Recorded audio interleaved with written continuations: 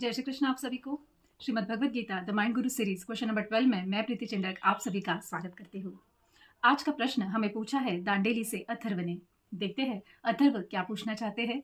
अथर्व पूछते हैं, श्रीमद् भगवद गीता के अनुसार भगवान नाम जप आदि से प्रसन्न होते हैं या अपने निहित कर्म करने से? इसका गीता में क्या उत्तर है? यह प्रश्न बड़ा ही सुंदर तथा महत्वपूर्ण है तथा सभी के हित में और मार्गदर्शन पर भी है। पहले हम देखते हैं गीता में कर्म की व्याख्या और कर्म का महत्व क्या है। श्रीमद् भगवद गीता में कर्म करने के लिए जरूर कहा गया है, लेकिन वह कर्म किस तरह से करना है यह भी स्पष्ट किया गया है। श्रीमद् भगवद गीता के दूसरे अध्याय के 47वें श्लोक में भगवान कहते हैं, कर्म करने में अपना अधिकार है, उससे मिलने वाले फल में हमारा अधिकार नहीं है। इसका मतलब जो कर्म करना है बस उसी की तरफ हमारा ध्यान केंद्रित होना चाहिए, उसके अधिकारी मतलब उससे मिलने वाले कर्म फल के अधिकारी हमें नहीं बनना चाहिए। और अकर्मण्यता में भी हमारी आसक्ति नहीं है।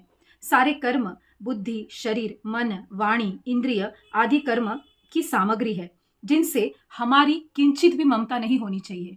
जैसे देखा जाए तो उदाहरणों में हम अगर ये उदाहरण में समझते हैं कि एक ने अगर दूसरे का भला किया तो हम वहां पे अपने आप को कुछ नहीं मानते हैं, हम वहां अपने आप को माध्यम भी नहीं मानते हैं, क्योंकि वह एक ने दूसरे का भला किया है। वैसे ही हमारी जो कर्म के साधन है उनसे अगर किसी का भला होता है तो हमें वहां पे अपने आप को कुछ भी नहीं मतलब माध्यम भी नहीं मानना है। मतलब ये करने वाले हमारे इंद्रिय, शरीर, मन, बुद्धि है, इनसे हमें दूर रहना है। यह हमसे दूर है और इससे दूर होते हुए हमें हमारे कर्म करने हैं। तो यहाँ पे भगवान बहुत सुंदरता से समझाते हैं कि जैसे एक आदमी दूसरे का भला करे तो हम अपने आप को वहां कुछ नहीं, क्योंकि हमने कुछ नहीं किया है, वैसे ही हमारे शरीर, मन या बुद्धि द्वारा अगर किसी का भला या कुछ होता है, कुछ कर्म होता है, तो उससे भी हमें अपने आप को वहां पर भी हमें हमारा कोई भी रोल मतलब हमें वहां पर हमें अपने आप को माध्यम भी नहीं मानना है। मतलब हमें कर्म फल में आसक्ति नहीं रखनी है। अब यहाँ पर एक समस्या आती है कि कुछ लोग यह करने के लिए ये ऐसे करते हैं कि इस अकर्मण्यता मतलब कर्म ही नहीं करना चाहते। इन सब से बचने के लिए वह सोचते हैं कि हम कर्म ही ना करें और वह हमें अकर्मण्यता की तरफ मुड़ते हुए दिखते हैं। मतलब इससे हम कोई कर्म ना करें, इससे ये सब कुछ गलत कर्म करने से अच्छा कि हम कर्म ही ना करें। लेकिन भगवान कहते हैं यह भी गलत है। इससे प्रमाद, आलस्य, क्रोध इन जैसे दुर्गुण उत्पन्न होते हैं। इसलिए भगवान दूसरे अध्याय के 48वें श्लोक में भगवान कहते हैं, किसी भी कर्म में, किसी भी कर्म के फल में, किसी भी देश, काल, घटना, परिस्थिति, अंतःकरण, बहिकरण आदि प्राकृत वास्तु में हमारी आसक्ति न हो, तभी हम निर्लिप्तता पूर्ण कर्म कर सकते हैं। दूसरे अध्याय के 49वें और 50वें श्लोक में भगवान कहते हैं, सकाम भाव से कर्म करना बड़ा ही निकृष्ट माना गया है, कारण कर्म और उसके फल यह आते जाते मतलब उत्पन्न और नष्ट होने वाले हैं। इसलिए भगवान कहते हैं अपने कर्मों में योग ले आओ, मतलब समता ले आओ।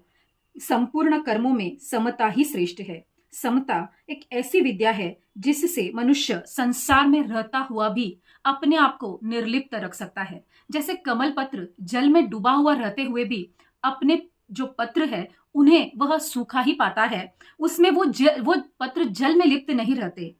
भगवान गीता में सही समय पर सही कर्म करने का भी मार्गदर्शन करते हैं।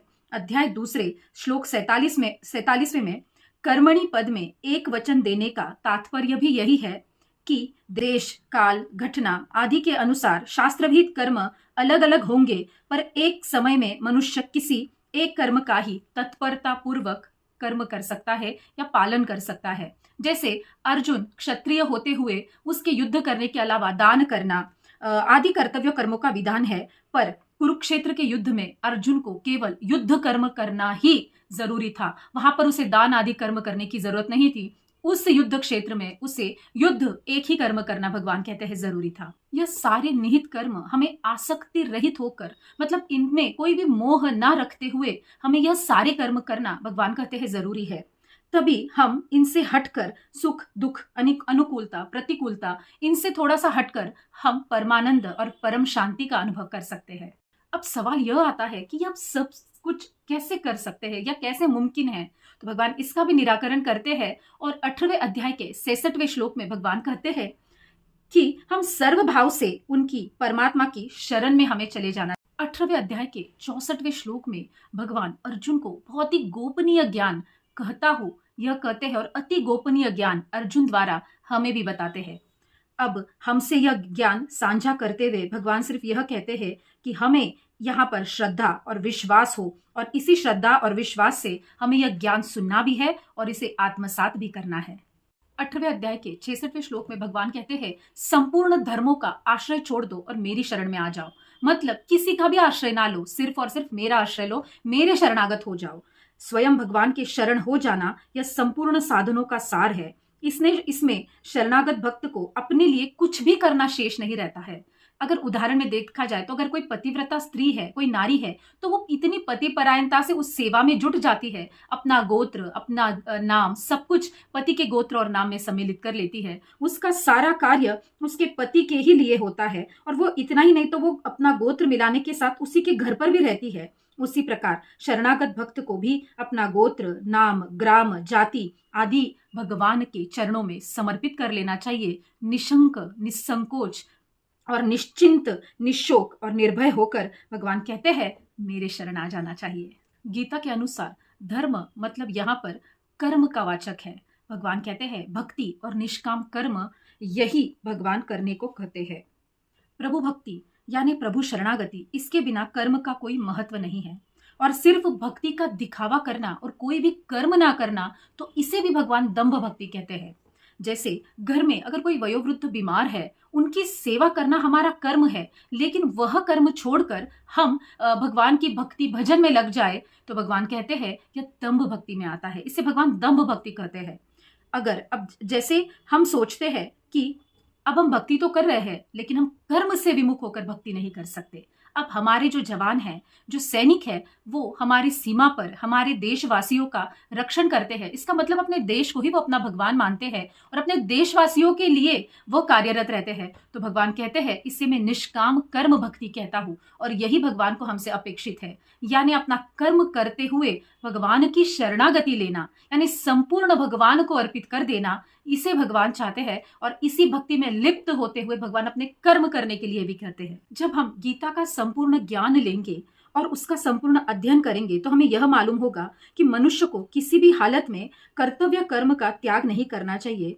अर्जुन तो युद्ध रूपी कर्म छोड़कर भिक्षा मांगना श्रेष्ठ समझ रहे थे, लेकिन भगवान ने इस बात का निषेध किया, और इससे हमें यही सिद्ध होता है कि यह स्वरूप से धर्मों का त्याग नहीं है। भगवान कभी भी अपने कर्म धर्म का त्याग करने को नहीं कहते हैं। अब यह विचार करना जरूरी है कि संपूर्ण धर्मों के त्याग से भगवान का क्या मतलब है। गीता के अनुसार संपूर्ण धर्म अर्थात कर्मों को भगवान के अर्पण करना ही सर्वश्रेष्ठ धर्म है। इसीलिए धर्म का आश्रय छोड़कर, मतलब कर्म फल की अपेक्षा छोड़कर संपूर्णपणे प्रभु से शरणागति, अपने और प्रभु का आश्रय लेने पर अपने जीवन की नौका के भगवान स्वयं की वैया बन जाते हैं और हमारे मार्गदर्शक बनकर, जैसे अर्जुन का सारथी बनकर भगवान ने उनका मार्गदर्शन करके उनके जीवन का कल्याण किया, वैसे ही भगवान हमारे जीवन की बागडोर भी अपने हाथ में ले लेते हैं। अर्जुन के जीवन को भगवान ने बहुत ही अच्छी तरह से मार्गदर्शन किया और युद्ध के समय अर्जुन का योग्य मार्गदर्शन भी किया, और हम जानते हैं अंततः अर्जुन का कल्याण ही हुआ। यहाँ पर उदाहरणों के साथ अगर हम इस बात को अगर स्पष्ट करना चाहे तो युद्ध के दरमियान कर्ण, जो महारथी कर्ण थे, उनका रथ का चक्का जो पृथ्वी में धंस गया था, और उन्होंने देखा कि अर्जुन सामने खड़े हैं और अपनी बाणों को लेकर खड़े हैं। तब कर्ण ने कहा कि आप रथ पर सवार हो और मैं रथ से नीचे उतरा हुआ हूं, यह युद्ध के और धर्म के विरुद्ध है। इसका मतलब आप मुझ पर बाण प्रहार अभी नहीं कर सकते, और आप सहस्त्रार्जुन, मतलब आप हर युद्ध नीति का और धर्म का भी ज्ञान रखने वाले हैं, तो आप अभी बाण प्रहार या युद्ध नहीं कर सकते क्योंकि आप रथारूढ़ है और मैं नीचे दूसरे किसी कार्य में लगा हुआ हूं। कर्ण की यह बात सुनकर अर्जुन रुक गए। तभी भगवान कृष्ण ने कर्ण से कहा कि तुम जैसे आतताइयों के मुख से धर्म की ये बातें शोभा नहीं देती। 6 महारथियों ने मिलकर जब अकेले अभिमन्यु पर आपने बाण प्रहार किया, उसे युद्ध में आपने मार डाला, सभी ने अभिमन्यु को घेरा, उसे मार डाला। अतः अब आप धर्म की दुहाई दे रहे हो, इसका अभी कोई लाभ नहीं है। बट ठीक है कि आपको अभी धर्म की याद तो आई। जो स्वयं धर्म का पालन नहीं करता उसे धर्म की दुहाई देने का कोई अधिकार नहीं है। ऐसा कहकर भगवान ने अर्जुन को बाण चलाने की आज्ञा दी, तो अर्जुन ने बाण चलाना आरंभ किया। इसी प्रकार अगर अर्जुन अपने बुद्धि के अनुसार अगर उस वक्त निर्णय लेते तो वह गलती कर बैठते। अतः उन्होंने अपने निर्णय भगवान पर छोड़ दिए और भगवान ने जो कहा उन्होंने वैसे ही किया। तो हमने देखा कि भगवान ने धर्म का निर्णय लिया और अर्जुन की विजय हुई। भगवान गीता में जगह जगह पर अनन्य भक्ति की बहुत महिमा बताते हैं। जैसे दूस्तर माया को सुगमता से तरने का उपाय शरणागति है, यह भगवान 7वें अध्याय के 14वें श्लोक में बताते हैं। दूसरा 8वें अध्याय के 14वें श्लोक में भगवान कहते हैं अनन्य चेता के लिए भी मैं सुलभ हूं। 8वें अध्याय के 22वें श्लोक में भगवान कहते हैं परम पुरुष की प्राप्ति अनन्य भक्ति से होती है। तथा 9वें अध्याय के 22वें श्लोक में भगवान कहते हैं अनन्य भक्तों का योगक्षेम मैं वहन करता हूं।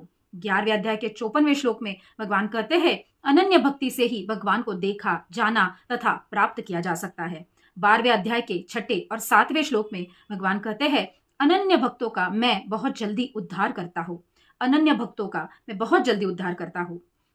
अब 14वें अध्याय के 26वें श्लोक में भगवान कहते हैं गुणातीत होने का उपाय अनन्य भक्ति है। इस प्रकार अनन्य भक्ति की महिमा गाकर भगवान संपूर्ण गीता का सार बताते हैं। तात्पर्य, उपाय, उपेय, साधन और साध्य मैं ही हूं, यह स्पष्ट करते हैं। मामेकम शरणम व्रज का तात्पर्य मन बुद्धि द्वारा शरणागति को स्वीकार करना नहीं है, प्रत्युत स्वयं को भगवान की शरण ले जाना है। कितना सुंदर फर्क यहाँ पर भगवान ने हमें समझाया है कि शरणागति स्वीकार नहीं करनी है तो हमें स्वयं शरणागत हो जाना है। अब अगर इस पर हम विचार करें तो हमें इसका अर्थ मिलेगा और सही मायने में भगवान की शरणागति हम ले लेंगे। गीता में भगवान कहते हैं मैं तुझे संपूर्ण पापों से मुक्त कर दूंगा। इसका भाव अर्थ यह है कि जब तू संपूर्ण धर्मों का आश्रय छोड़कर मेरी शरण में आ गया और फिर भी तुम्हारे स्वभाव में दुर्गुण रहे तो भी वह तुम्हारी नहीं अपितु तुम मेरे शरण में हो तो उनका पूरा भार उनमें सुधारना मैं करूंगा। कितना सुंदर और कितना प्रेम भरा भगवान हमें यहाँ पर बताते हैं, सारा स्पष्टीकरण देते हैं। इतना प्रेम भरा स्पष्टीकरण कि जब आप भगवान के हो जाते हो तो आपके सिर्फ गुण ही नहीं भगवान दुर्गुण भी अपना लेते हैं। सिर्फ हमें शरणागति के सारे और सारे नियमों का पालन करना जरूरी है। भगवत चरण में शरणागति मतलब परमानंद और परम शांति की प्राप्ति है। शरणागति के गुण अब कौन से बताते हैं भगवान? भय, चिंता, वहम आदि रहित संपूर्णतः स्वयं को प्रभु चरणों में अर्पण कर देना। इन सबको छोड़कर हम प्रभु के लिए जो करेंगे वही करेंगे, जो मेरा होगा वो वही करेंगे। मैं उनके भरोसे पे हूँ, मैं उनका हूँ, वह मेरे हैं। बस यही भावना जब मन में आती है और जब हम सिर्फ बोलते नहीं मन से वह चीज करते हैं तब उसे संपूर्ण शरणागति कहते हैं और तब प्रभु भी हमें अपनाते हैं। यहाँ पर मुझे रामायण की कथा याद आती है। भगवान राम जी के विभीषण बहुत बड़े भक्त थे और उनके चरणों की शरण वो जाते थे, मतलब उन्हीं के वो शरण थे। तो भगवान विभीषण के दोषों को भी अपना दोष मानते हैं। एक समय विभीषण जी समुद्र के इस पार आए।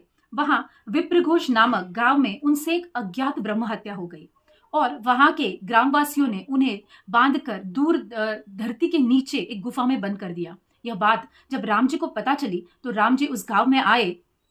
ब्राह्मणों ने राम जी का बहुत आदर सत्कार किया। जब राम जी विभीषण जी के पास पहुंचे तब ग्रामवासियों ने उन्हें कहा कि इन्होंने बहुत ही अक्षम्य अपराध किया है, इन्होंने ब्रह्म हत्या की है, इसलिए हमने इन्हें बहुत मारा और इन्हें बंद कर दिया, लेकिन यह मरा नहीं। तब राम जी ने कहा कि मैंने इसे कल्पक तक की आयु और राज्य दे रखा है, वह कैसे मारा जा सकता है और उसको मारने की जरूरत ही क्या है? वह तो मेरा भक्त है। भक्त के लिए मैं स्वयं मरने को तैयार हूँ। दास के अपराध की जिम्मेवारी हमेशा वास्तव में उसके मालिक पर ही होती है, अर्थात मालिक ही उसके दंड का पात्र होता है। अतः विभीषण के बदले में आप लोग मेरे को ही दंड दे। भगवान की यह शरणागत वत्सलता देखकर सब ब्राह्मण आश्चर्य करने लगे और सबने भगवान की शरण ले ली। भगवान जब अपना लेते हैं ना तो भगवान इतना प्रेम करते हैं कि पूरे त्रैलोक्य में ऐसा प्रेम हमसे कोई नहीं करता। और सच्ची तो है ना, ऐसा निष्काम, ऐसा निस्वार्थ प्रेम हमसे भला और कोई नहीं, सिवाय भगवान के हमसे और कोई नहीं कर सकता। इसीलिए भगवान कहते हैं आप मेरी शरण आ जाओ, मतलब मुझ पर आप सब कुछ सौंप दो, मैं सब कुछ आपका कल्याण कर दूंगा, सब कुछ अच्छा ही कर दूंगा। इसका मतलब हमें निसंकोच होते हुए भगवान के शरण चले जाना है। अब इस कथा से तात्पर्य यह होता है कि मैं भगवान का हूँ और भगवान मेरे है। इस अपनेपन के समान योग्यता, पात्रता, अधिकारिता आदि कुछ भी नहीं है। यही संपूर्ण साधनों का सार है। अब देखते हैं उदाहरणों में, जब एक छोटा सा बच्चा, उसका माता या पिता या उसके कोई आप्तेष्ट जब उसे हवा में उछालते हैं, तब हम देखते हैं वो वैसे ही हंसता रहता है, उसे इनफैक्ट बहुत मजा आता है। बल्कि उसे कोई चिंता, डर या कोई मन में शंका नहीं होती कि अगर मैं नीचे गिर जाऊंगा या मुझे कोई लग जाएगी। बल्कि उसे पता होता है कि जिसने मुझे उछाला है वो मेरे माता पिता या आप्तेष्ट, वो मुझे वापस पकड़ लेंगे और मुझे सुरक्षित रखेंगे। जैसा उस बच्चे का अपने माता पिता या आप्तेष्ट पर विश्वास है, वैसा ही विश्वास हमारे मन में हमारे प्रभु के प्रति होना चाहिए। भगवान कहते हैं सच्चे शरणागति को हमेशा चिंता छोड़ देनी चाहिए, भय छोड़ देना चाहिए, चिंता मुक्त, भय मुक्त होना चाहिए। क्योंकि चिंता और ये भय जो भक्ति में कलंक के समान है। तो हमेशा चिंता मुक्त, भय मुक्त होकर प्रभु पर सब कुछ सौंप देना चाहिए। अब यहाँ पर अगर हम कौरवकालीन, जब कौरव की सभा में जब द्रौपदी को लाया गया और उसे विवस्त्र करने का प्रयास किया गया, तब वो अपनी साड़ी को अपने दांत से, अपने हाथ से पकड़ रही थी। अतः उसको अपने बल पे विश्वास था और वह मुख से भगवान को पुकार रही थी, लेकिन उसका विश्वास अपने हाथ, बल, अपने दांत इनमें था। उसे पूरी तरह से भगवान को उसने नहीं शरणागत किया था, इसीलिए भगवान आने में देरी कर रहे थे। जैसे ही उसे पता चला कि अब मेरा बल बिल्कुल भी नहीं बचा है, अब मेरे बल से ये कुछ नहीं होने वाला है, और उसने अपना संपूर्ण उद्योग रोककर भगवान की शरणागत ली, तब हम सब जानते हैं कि दुशासन थक गया उन्हें विवस्त्र करते हुए। साड़ी का बड़ा सा ढेर लग गया, लेकिन द्रौपदी इतनी से भी विवस्त्र नहीं हुई। ये होती है शरणागति। जब हम सब कुछ छोड़कर भगवान के प्रति अपने आप को सौंप देते हैं, तब भगवान हमको अपना लेते हैं और तब हमें स्वयं की चिंता करने की कोई जरूरत नहीं होती। तो पूछे गए प्रश्न का उत्तर है कि कर्म और भक्ति में भगवान किससे ज्यादा प्रसन्न होते हैं। तो भगवान एकमेव गीता में, मतलब गीता एक ही है, लेकिन वहां पर भगवान हमें कर्म योग, भक्ति योग, कर्म संन्यास योग, और उसी में भगवान हमें मोक्ष का भी उपदेश देते हैं। मतलब एक गीता में भगवान हमें सभी का महत्व देते हैं।